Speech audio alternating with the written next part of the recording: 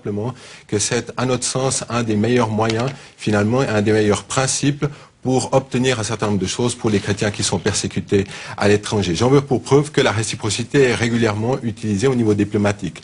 En fait, c'est relativement simple. On dit, finalement, nous accordons le droit de la liberté de religion et de conscience et de croyance sur à vos ressortissants sur notre territoire. Ce que nous demandons simplement en retour, c'est que cette liberté-là soit également garantie pour les ressortissants suisses qui sont établis dans des pays musulmans notamment. Et puis peut-être pour dire aussi, c'est que il y a un certain nombre de gens qui réagissent très fortement à cette initiative. Ce que je constate, c'est que du côté des musulmans modérés, on ne réagit peu, voire pas du tout à l'initiative. On est plutôt indifférent, et je comprends parce que les gens sont établis depuis belle lurette de notre territoire. Ils vont à la mosquée, ils pratiquent librement leur religion, et finalement, ils se sont très bien passés de ces minarets qui n'ont pas de nécessité religieuse. Et je crois que M. Anir Ramadan l'a dit. Monsieur Tariq Ramadan. Nous avons donc invité Tariq Ramadan ce soir et pas Anir Ramadan. On finit par vous confondre. Ça vous arrange? Non, pas forcément. Mais de toute façon, il n'y a aucun problème avec ça. Sur la réciprocité, c'est vrai que c'est un argument qui revient beaucoup. Oui, mais justement, je pense encore une fois que la question des droits et la question de la liberté de conscience et de culte, c'est pas une affaire de commerce. On est en train de, aussi, avec certains pays majoritairement musulmans, ce sont des dictatures. On ne va pas s'aligner dans nos droits et notre respect de la Constitution sur les dictatures. C'est-à-dire que ce qu'il faut, c'est rester.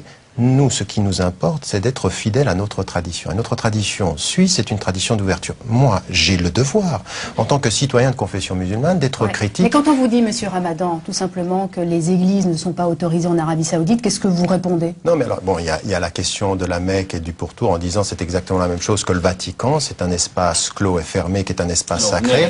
Sur Pardon? Vous m'avez constamment répété qu'il fallait que je parle de la Suisse. Non, mais parce qu'elle m'a posé la question, donc je réponds à la question.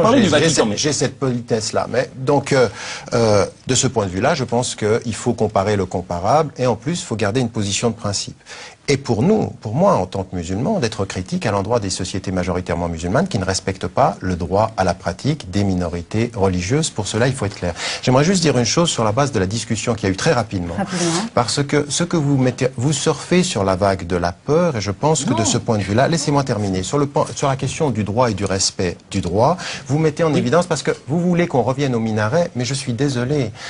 Derrière tout votre argumentaire sur la question des minarets, c'est l'entretien sur la question de l'islam en disant qu'est-ce que vous défendez? Vous défendez le témoignage, vous défendez le mariage. Alors j'aimerais vous dire, vous ne pouvez pas essentialiser l'islam comme ça. L'islam est aussi complexe dans ses positions sur ce que vous avez dit que le christianisme peut l'être. Et donc vous prenez des lois en disant voilà, ça c'est l'islam, mais ça ne veut rien dire. J'aimerais bien qu'on s'arrête un moment sur la peur des musulmans. C'est vrai que cette peur existe. On a reçu beaucoup de SMS aujourd'hui et ce soir sur notre site d'Infrarouge et c'est vrai que cette crainte, cette peur des musulmans revient de façon assez récurrente. Je vous propose tout d'abord de découvrir ce reportage de Guy-Olivier Chapuis. Il est allé tourner à la mosquée du Petit Saconnet. C'est donc l'un des 4 minarets qui existent en Suisse et celui de Genève, c'est l'un des plus anciens. On regarde ce reportage. Depuis plus de 30 ans, ce minaret orne la mosquée de Genève. En plein cœur de ce quartier de HLM, à 21 mètres de hauteur, il passe finalement assez inaperçu. Ceci d'autant plus qu'il s'agit d'un minaret muet, sans muezzin. Moi je pense que c'est important le minaret, c'est comme par exemple dans les églises, chez les bouddhistes, pour les juifs, c'est un signe pour les musulmans. C'est une belle chose qu'on donne une chose aux religions, chacun qu'il exprime ce qu'il veut, moi je pense. À 13h, comme tous les vendredis, c'est la ruée vers la mosquée du Petit Saconnet. Plusieurs centaines de fidèles s'y pressent, quelques milliers les jours de fête. Ici, l'appel à la prière se fait à l'intérieur de la mosquée.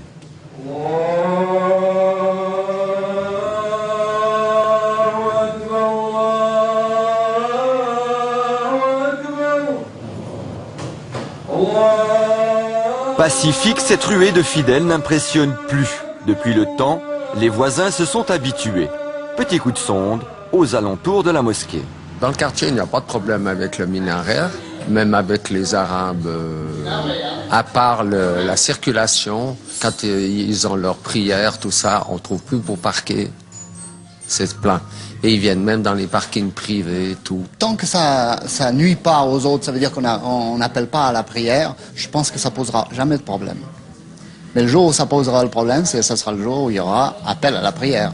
C'est un peu au ramadan, il y a un peu un cirque, mais ça dure pas très longtemps. Le reste, c'est des voisins. Oh, c'est sympa, sympa, ils ne me saluent pas ou ils disent bonjour, mais c'est des gens assez sympas, je dois être dire. Et pourtant, derrière les sourires et les bons sentiments se cache une gêne, une préoccupation à peine voilée. Trop de minarets en Suisse, c'est pas normal, parce que comme je vous dis, on ne pourrait pas construire des églises dans les pays arabes. Alors je vois pas pourquoi eux peuvent construire des minarets en Suisse. Je pense qu'on a fait beaucoup de choses aussi pour les catholiques. On peut aussi faire pour les musulmans. Maintenant, il faut voir que ça ne gêne pas la population, quoi. Le reste de la population a aussi des droits. Non, moi, j'aimerais pas voir des minarets partout, en Suisse. Malgré tout, l'islam, c'est une religion qui fait peut-être un peu peur. Alors Tariq Ramadan, pour beaucoup de Suisses, l'islam n'est pas un problème, à entendre ces différentes personnes qu'on a rencontrées, et pourtant c'est une religion qui fait peur. Oui, mais je crois qu'il faut qu'on soit honnête, qu'on regarde aujourd'hui les couvertures médiatiques, les faits qui apparaissent sur la scène internationale, ça fait peur. Et pour beaucoup de gens, d'ailleurs, ils ne rencontrent pas les musulmans. Les seules fois qu'ils les rencontrent, c'est dans leur poste de télévision, sur les faits internationaux, et ça fait peur. Il faut respecter cette peur. La peur du citoyen suisse, il faut la respecter, et il faut que les citoyens de confession musulmane aient un discours clair sur un certain nombre d'éléments.